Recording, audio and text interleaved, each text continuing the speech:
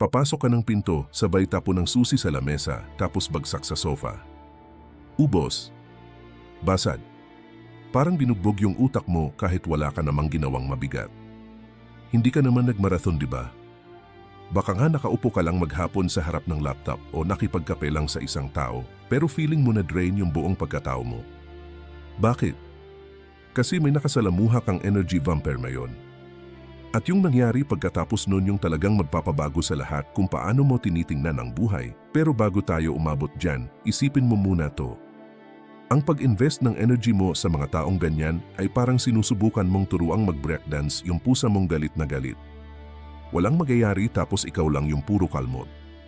Seryoso. Lahat tayo may kilalang ganito. Baka yung boss mong feeling tadapagmana ng kumpanya na narcissist at laging naghahanap ng paraan para iparamdam na wala kang kwenta. O yung office mate mong 8 oras sa isang araw nagrereklamo tungkol sa traffic, sa gobyerno, sa asawa niya, sa lahat na lang ng bagay sa mundo. O baka naman, at ito yung pinakamasaklap, kapamilya mo pa mismo na master ng pa-victim effect at manipulation para makonsensya ka at madamay ka sa misery niya. Pagkausap mo sila, nararamdam mo physically na namamatay yung ilaw mo eh. Nakakalason. Ang sasabihin ng society sa'yo, kailangan mong lumaban. Kailangan mong mag-defend, magsuot ng armor, makipagtalo para malaman nila kung saan sila lulugar. Mali. Actually, no, teka, hindi lang mali, sobrang delikadong advice niyan. Sabi nga ng mga Zen Masters, kung makikipag-wrestling ka sa baboy sa putikan, parehas kayong dudumi at mangangamoy, pero yung baboy, mag-enjoy siya kasi trip niya yung putik. Kaya para mag-gets mo paano i-protect yung peace mo, kailangan naging i-breakdown sa 3 malalaking secrets para mabasag yung mga maling paniniwala mo. Secret number 1, yung akala mo ang pagiging mabait ay pag-ako sa problema ng iba. Huwag ganun. Ang karamihan sa mga taong into self-improvement o naghahanap ng peace of mind may isang common trait. Mga empath sila. Masyado kang sensitive sa nararamdaman ng iba, nababasa mo agad yung pain o inis nila. Ang problema pag empath ka na walang spiritual training, nagiging human sponge ka. Isipin mo yung tuyong sponge. Pag nilapag mo sa kanal na puno ng burak, wala siyang choice, di ba?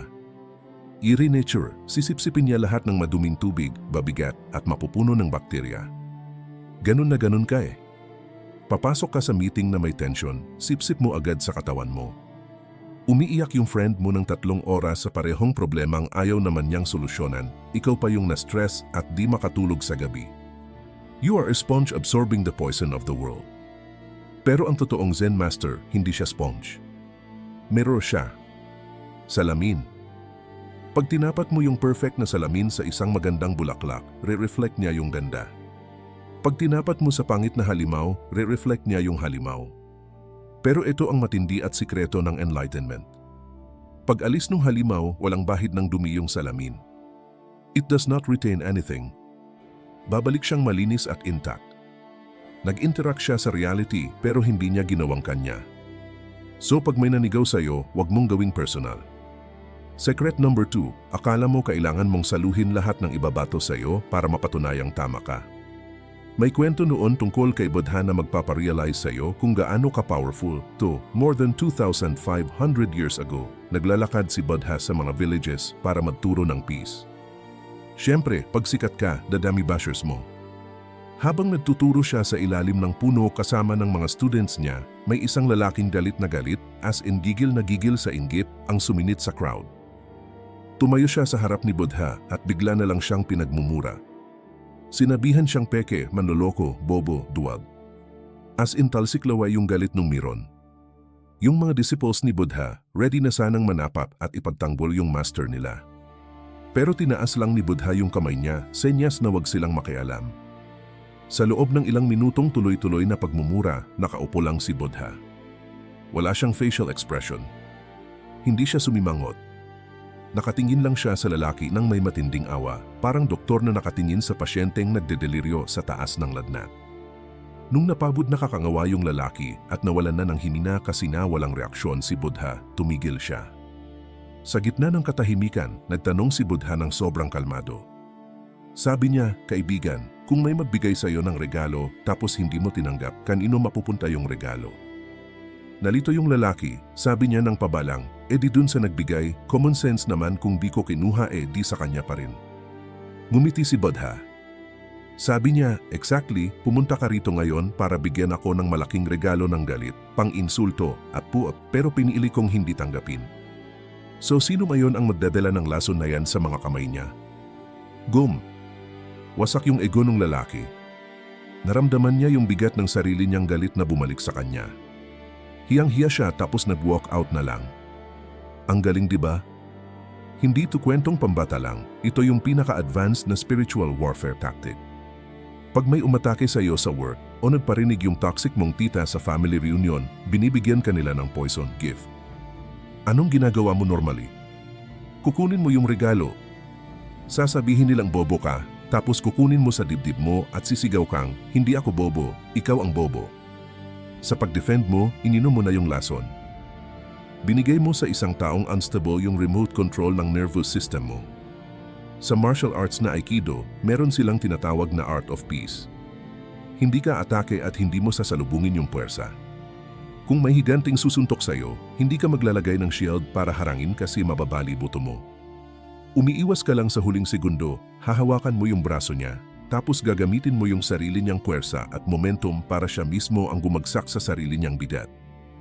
Hindi ka gumamit ng sariling energy. Ginamit mo yung galit niya para i-disarm siya. Emotional Aikido tawag dyan. Action without effort. Pag may sumigaw sa iyo sa opisina, huwag kang sumigaw pabalik para makipagkumpite. Huwag ka ring manliit sa takot. Titigan mo sa mata, huminga ka ng malalim, tapos ibaba mo yung boses mo na parang bumubulong ka na lang na kalmado. Sabihin mo, bro, nakikita kong agitated ka masyado ngayon. Pag ready ka nang kumausap ng may respeto, andito lang ako para makinig. Tapos walk away. Hayaan mo siyang matumba sa sarili niyang bigat. Wala siyang nakuhang reaksyon sa iyo, kaya yung lason niya naiwan sa mga kamay niya. Huwag kang mag-defend sa taong ayaw ka namang intindihin, kundi gusto ka lang saktan. Ang katahimikan ng isang taong in control ay mas nakakatakot kaysa sa 1,000 sigaw ng taong hysterical. Magpakahangin ka lang. Kung may kukuha ng espada para hiwain yung hangin, mapapabod lang yung braso niya pero yung hangin tuloy lang sa pag-ihip. Tapos ito yung secret number 3, yung pinakamalalim na level ng protection. Kailangan mong palitan yung tingin mo sa mga umaatake sa'yo. Pag may nanlait sa'yo, feeling ng ego mo may malaking halimaw o matapang na lobo na kakain sa'yo kaya nanginginig yung buong katawan mo sa panik. Pero sabi na sa Buddhism, kailangan mong tingnan sila gamit ang mata ng compassion, hindi awa, kundi yung tipong nakikita mo yung x-ray ng kaluluwa nila. Yung taong naninira sa'yo, hindi yan halimaw. Isa yang batang duwag, basag, at takot na takot sa loob na nagsuot lang ng costume na halimaw para manakot ng iba bago pa siya masaktan. Ang taong totoong masaya at at peace sa sarili, hindi umaatake ng kapwa. Hindi naninira. Ang pagiging malupit ay laging symptom ng matinding internal na pagdurusa at misery. Yung taong nagkakalat ng lason, malamang puno yung bibig niya nun. Pag pinahiya ka ng boss mo sa harap ng maraming tao, hindi dahil wala kang kwenta. Ginagawa niya yun kasi yung sarili niyang feeling ng inferiority ay sobrang bigat, yung self-esteem niya kasing liit ng garapata, kaya kailangan niyang tumuntong sa balikat mo para lang magmukha siyang matangkad. Pag nagets mo to on cellular level, mawawala yung takot mo Hindi mo na siya titingnan as aggressive na kalaban, kundi isang human being na may matinding sakit. Kahit hindi mo na-justify yung pangit nilang ugali, nag-iba yung dynamic. Magsusuot ka ng lab coat na parang doktor, didistansya ka para di ka mahawa at i-observe mo na lang siya. Pag nakita mo na yung takot na bata sa likod nung aggressive na matanda, yung poison dart na ibabato nila sa'yo, mawawalan ng tulis. Tatalbob lang sa dibdib mo at babagsak sa lapag kasi hindi mo na siya ite-take personally. Alam mo na ngayon na yung giyera niya ay hindi para sa'yo. Giyera niya yun sa sarili niyang mga demonyo. Dumaan ka lang talaga. Pero hindi naman pwedeng puro theory lang tayo, di ba?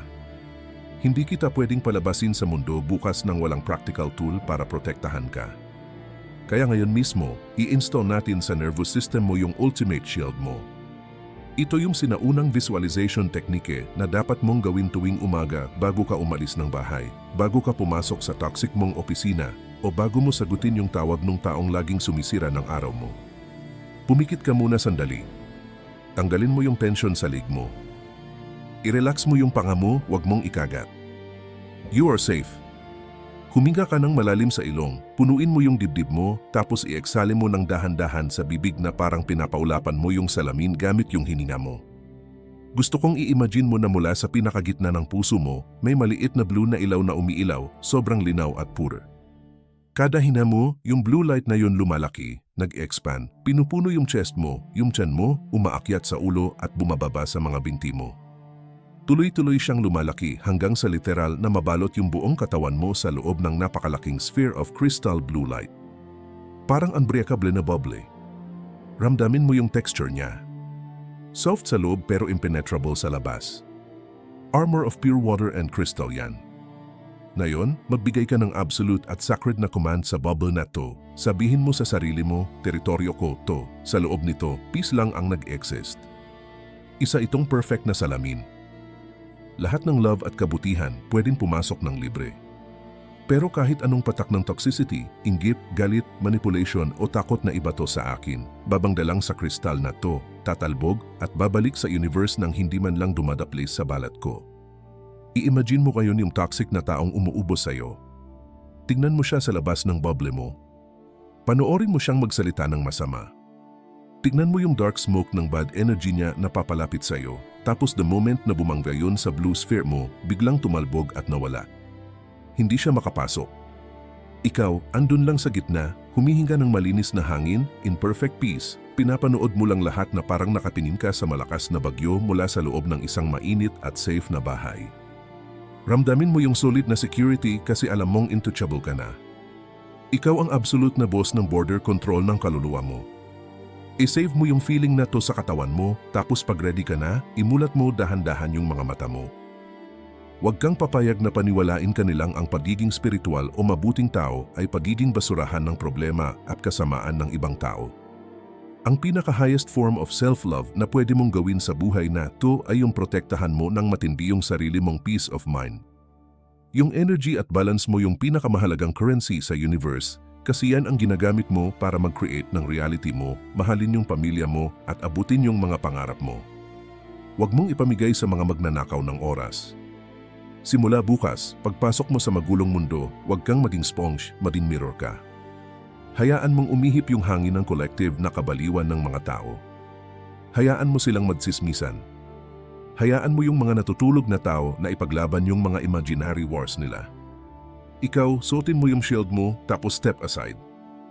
Huwag mong tanggapin yung poison gifts at mula sa solid mong center of peace, maglakad ka sa mundo na alam mong kahit wasakin ng bagyo yung paligid mo, ni isang patak ng ulan hindi ka mababasa.